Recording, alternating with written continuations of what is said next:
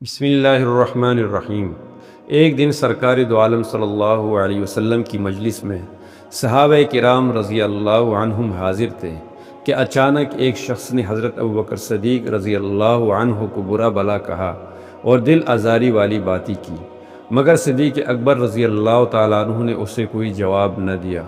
خاموش رہے اور اپنی نرم مزاجی کی بنا پر اس کی باتیں برداشت کر لی۔ مگر تھوڑی دیر بعد اس شخص نے دوبارہ حضرت صدیق اکبر رضی اللہ تعالیٰ عنہ کی شان میں زبان درازی کی، جو بڑی دکھ دینے والی تھی،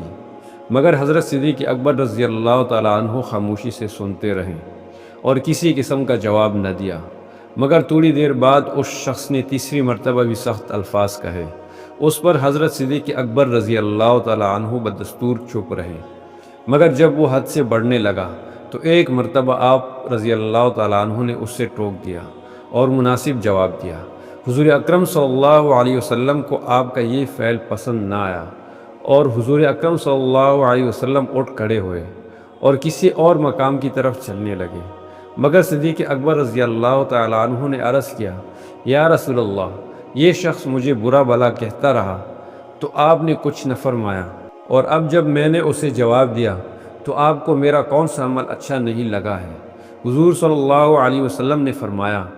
ایک فرشتہ تیری طرف سے جواب دے رہا تھا، لیکن جب تم نے جواب دیا تو فرشتہ چلا گیا اور شیطان آ گیا، یعنی جس طرح تم نے پہلے 3 مرتبہ دل آزاری پر حلم سے کام لیتے ہوئے اس سے کچھ نہ کہا،